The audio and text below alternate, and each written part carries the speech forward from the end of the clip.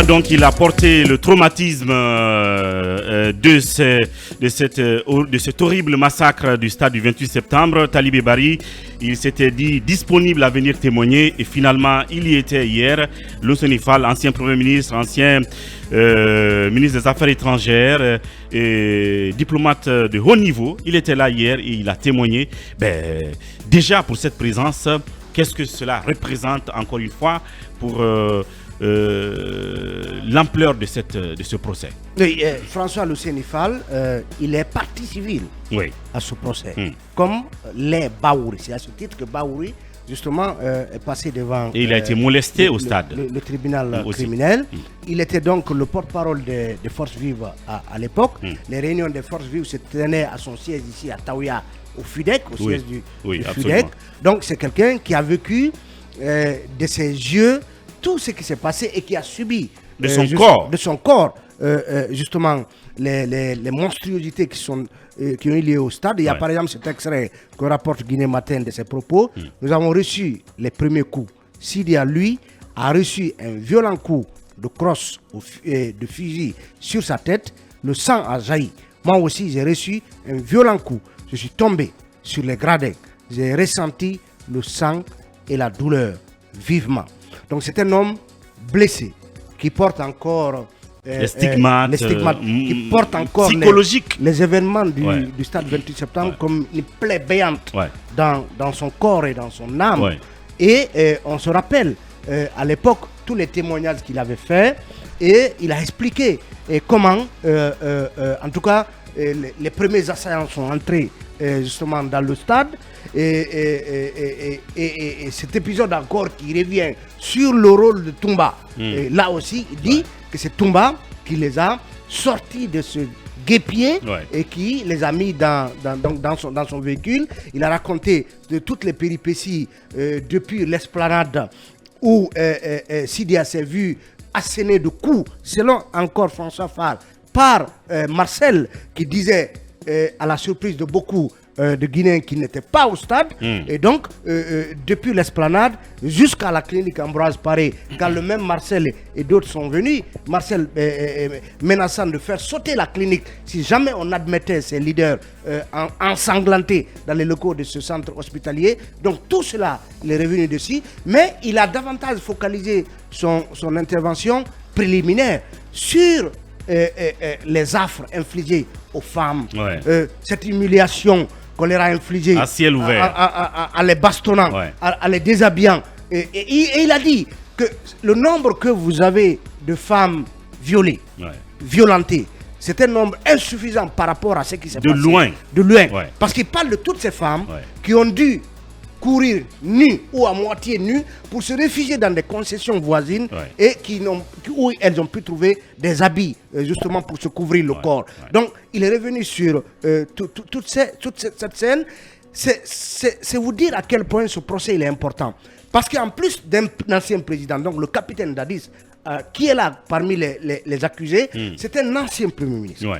Un homme d'une carrière internationale glorieuse parce qu'il a été récemment représentant de l'ONU spécial de l'ONU en Centrafrique, représentant de l'ONU en Afrique centrale, au Sud-Soudan, et qui a été donc ici Premier ministre, ministre secrétaire général à la présidence, ministre des Affaires étrangères, d'abord sous Conté, ensuite sous Alpha Condé, donc un homme d'une carrière élogieuse qui a vécu ces événements et qui est venu les expliquer, les raconter à sa manière, en toute sincérité, dans la verve qu'on lui connaît, parce que vous savez que c'est par ailleurs c'est un auteur. Je crois qu'il en est à 2 ou 3 livres qu'il a déjà écrit. Et donc un président, le capitaine Dadis, est aujourd'hui un ancien Premier ministre qui vient donc expliquer ce qui s'est passé, l'horreur, l'humiliation, toute cette scène apocalyptique qui nous a été infligée le 28 septembre. C'était un témoignage saisissant, un témoignage qui vient encore montrer qu'il fallait aller à ce procès, il fallait l'organiser pour que les Guinéens entendent justement de leurs oreilles et qui voient de leurs yeux toutes ces scènes-là racontées par justement les différentes parties au procès. Merci Talibé. Et de passage, Yaraï, il a magnifié le courage et loué le courage, n'est-ce pas, l'audace du CNRD et de son président d'avoir pris sur eux le risque, le courage d'organiser, n'est-ce pas, ce procès qu'il a appelé de tous ses voeux, quand bien même il était dans le gouvernement d'Alpha Condé à l'époque. Il n'a pas manqué de souligner cela.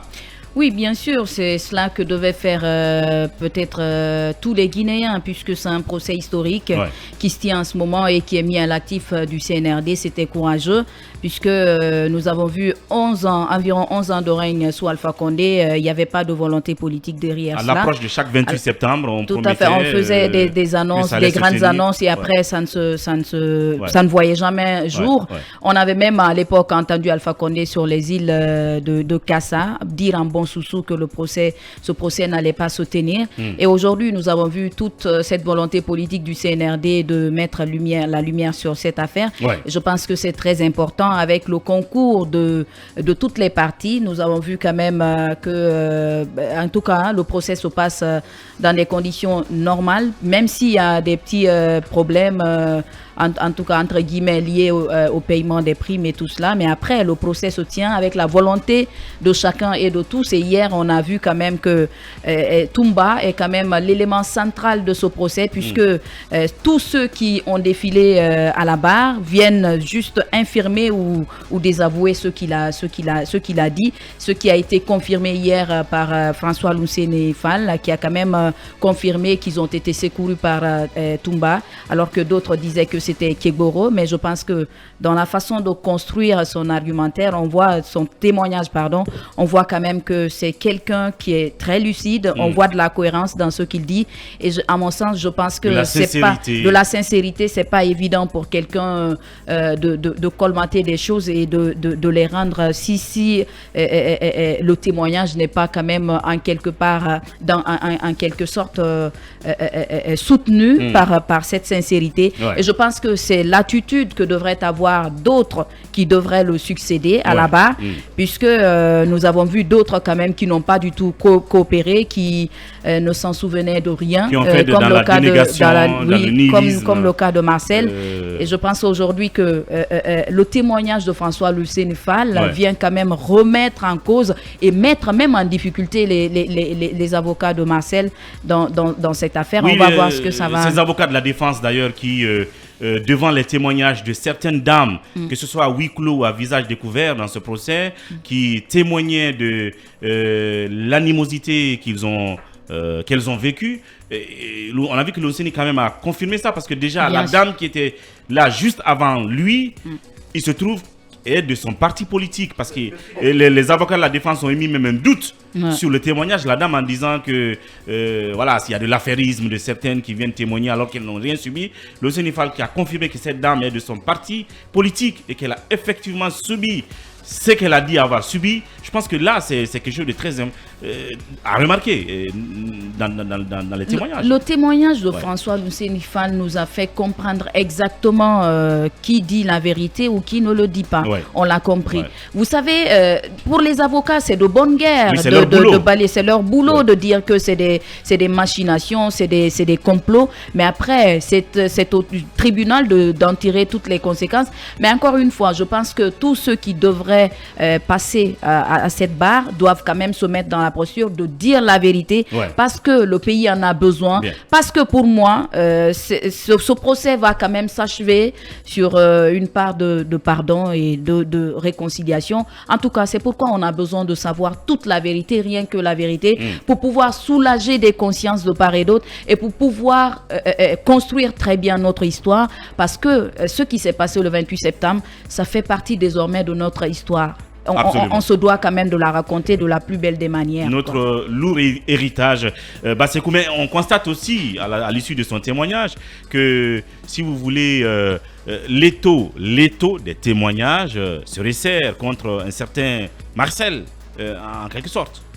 Oui, et c'était une mauvaise défense de Marcel, de ses conseils, de vouloir tout nier, de dire qu'il n'a jamais été au stade.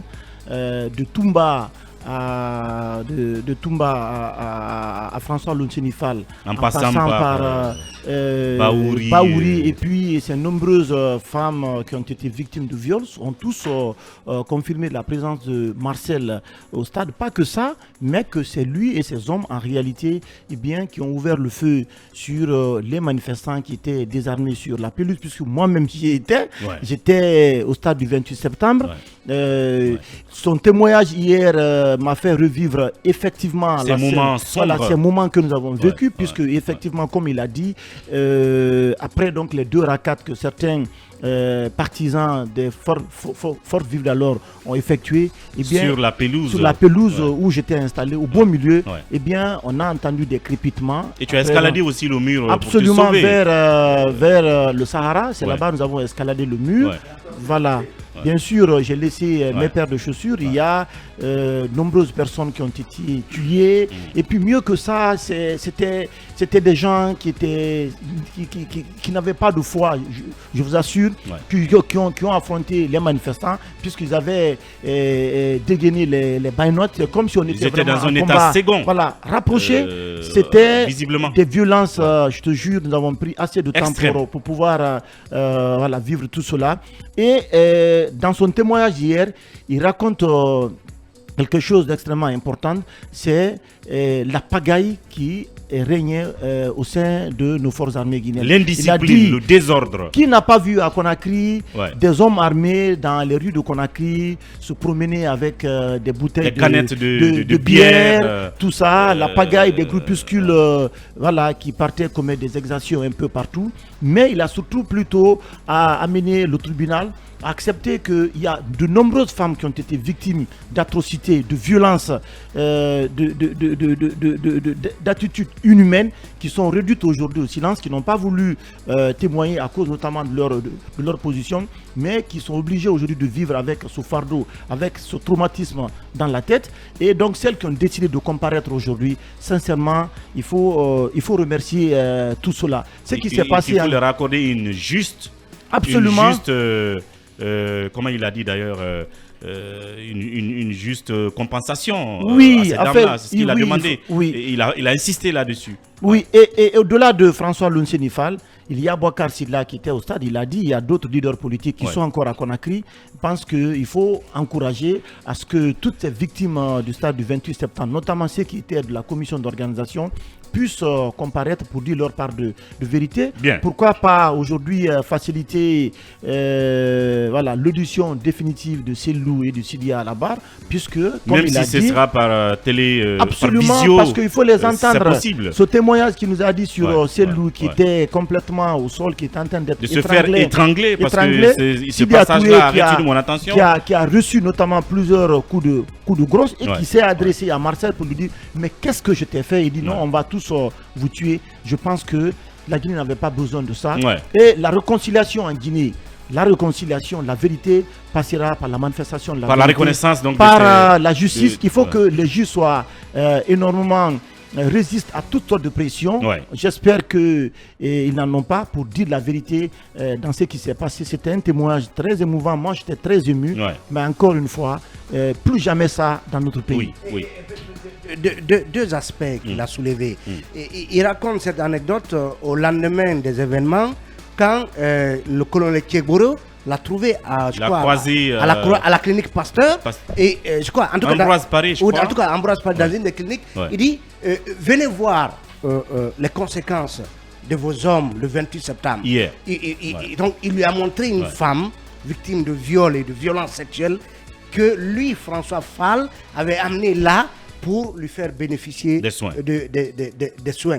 Et ça, c'est la preuve par mille de toute l'horreur qui a été infligée à ces femmes-là. Vous savez, François Fall, en tant que diplomate, il connaît beaucoup les rouages, par exemple la CPI, le droit international. Il dit qu'il a été le premier à dire à Tchegboro que ce qui s'est passé au stade du 26 septembre, c'est des crimes contre l'humanité. Et vous y répondrez parce que la CPI, justement, vous s'en saisira. Ouais. Il a failli même avoir une dispute entre lui et Fall, entre Fall et Tchegoro. C'est Sidia qui avait calmé le jeu. Tout ça, ce n'est pas... La Guinée n'en est pas digne. Ouais. Et cette phrase, quand Marcel dit, selon François Fall, que personne d'entre vous ne dirigera ce pays, qui est-il? Celui qui n'était que pratiquement un caporal à l'époque. Quand Dadis prenait le pouvoir. Je pense que ce qui s'est passé le 28 septembre, c'est la conséquence d'une anarchie, d'un désordre sans commune mesure dans l'armée guinéenne qui a prévalu à l'époque, parce qu'aujourd'hui, personne ne veut dire que moi j'ai donné des ordres. Et Dadis lui-même l'avait dit haut et fort que c'était une armée caractérisée par l'indiscipline totale, extrême. Oui. Je vais apporter dans son témoignage. En fait, lorsqu'ils ont été empêchés de se rendre à la clinique, je crois bien, Pasteur, et Toumba les a dirigés au niveau du haut commandement de la gendarmerie nationale. Moi, je suis quand même ahuri, dépassé par l'attitude du général Baldé. Selon ses propos, puisqu'il rapporte quand ils sont arrivés, ils sont restés un bon moment abandonnés à eux-mêmes pendant qu'ils sont ensanglantés. Général Baldé est venu passer une fois, deux fois, et quand il a été interpellé par Jean-Marie Doré, eh bien, il dit, on vous a entendu au stade. C'est parce que, est-ce que avoir dénoncé notamment la volonté du capitaine Moussa Dadis Camara à se présenter, est-ce que autant il faut les infliger? Il méritait d'être traité comme ça, d'être violenté. Encore une fois, il faut que le tribunal, Baldé dans tout ça, justement, j'allais dire, soit entendu, puisqu'il était d'abord membre du CNRD, ensuite, et puis il était aussi le haut commandant dans la gendarmerie au moment des faits. Donc on ne comprend pas que Bienvenue Lama aujourd'hui soit entendu, que lui, en qualité de mais est-ce qu'il est sur place? Officier, au pays? Aujourd'hui, il ne soit pas entendu pour la manifestation de la vérité. Il faut qu'il nous dise ce qui s'est passé. Il faut qu'il nous dise ce qui s'est passé dans cette affaire. Ça n'a pas de vérité, qui viennent témoigner, notamment tout ce qui a prévalu à la, qu'on appelle aux événements du 28 septembre et comment on a géré l'association des leaders et toute autre personne et quelles dispositions lui personnellement en tant que haut commandant de la gendarmerie et directeur de la justice militaire a pris contre les militaires qui sont allés commettre des bavures, des atrocités au niveau du stade du 28 septembre. Oui, cabinet Fofana, quelle lecture? Non, moi j'ai été surtout frappé par le déploiement rhétorique du Premier ministre Lonseni Fall. Il en a fait dans une description impeccable, aussi structurée et avec à la fois une exemplification de tout ce qu'il disait. On avait comme l'impression de suivre un professeur devant ses étudiants et qui expliquait exactement ce qui s'est passé. Mais on se rend bien compte à l'aune de ce qu'il a dit c'est-à-dire que l'armée était tombée dans une espèce de désarticulation si profonde que, comme Talibé l'a tout à l'heure dit, qu'un caporal pouvait donner des ordres à des anciens premiers ministres et à leur dire que vous n'avez plus droit à la vie. Et ça en dit long sur cette douleur qu'il a exprimée. Et je pense que le statut de premier ministre de monsieur Lonseni Fall et toute la respectabilité dont il jouit dans ce pays-là, et au-delà. Et au-delà de nos frontières, atteste de tout le sérieux dont on devrait normalement accorder à son témoignage. Non seulement à ce témoignage, mais à ce procès-là. Je pense qu'il fait une interpellation pour dire tous ceux qui étaient là et qui savent un temps soit peu de ce qui s'est passé, doivent venir témoigner. Et vous voyez comment Diarra l'a tout à l'heure dit, la simplicité par laquelle il dit tout ça.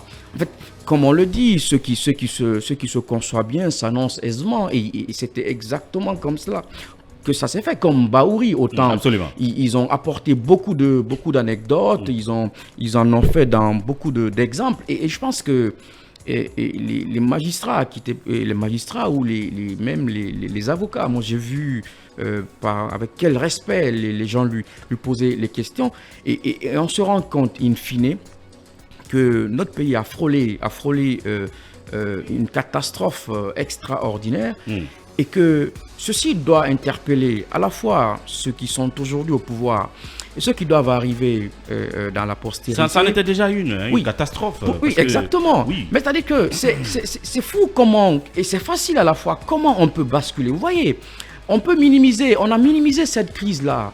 On a refusé d'écouter les gens et moi je me mets un peu, je reprends effectivement les propos de monsieur Fall qui dit que la manif, elle devait servir d'expression pour dire nous ne sommes pas d'accord avec la façon dont on est en train de mener la transition. Aujourd'hui, nous sommes dans une figure à peu près dans le même schéma. À peu près dans le même schéma. Ouais.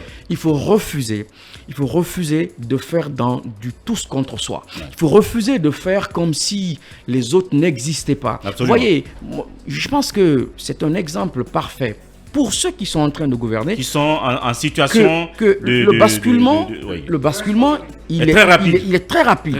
Et vous savez, les coups d'État sont souvent suivis par cette désarticulation-là au sein des armées. Vous n'avez pas tout le contrôle. Parce que vous avez à la fois... Raison de plus pour que ça ne dure pas. Mais que ça ne dure pas et que l'on ne fait pas trop dans l'excès, dans l'aveuglement. Dans du populisme. Parce que on ne maîtrise pas. Dans le monopole de patriotisme. Même quand on est un président élu, on ne maîtrise pas tout. Bien parce sûr. Qu'il y a le pouvoir et l'activité politique sont en fait ponctués par ce qu'on appelle un peu sa complexité, sa volatilité, mais aussi par le fait qu'il y a beaucoup de phénomènes dont on ne maîtrise pas.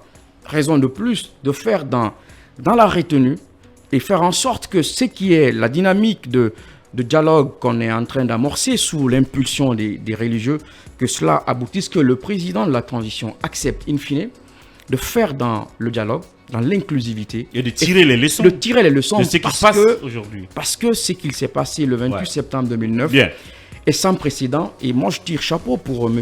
Bahouri et pour M.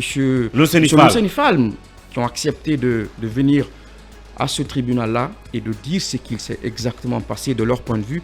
Et c'est une invite aussi à tous les autres qui étaient là de venir dire exactement ce qu'il s'est passé. Parce que c'est important pour notre pays de savoir ce qui s'est passé le 28 septembre pour éviter que de telles conneries se répètent dans la postérité. Oui, Ibrahim Alain Konsouma là-dessus. J'aimerais dans le même sens que Cabinet. Seul Dieu est le maître du temps. On a vu des présidents, c'est-à-dire on se couche président, on se réveille prisonnier ou on se réveille exilé.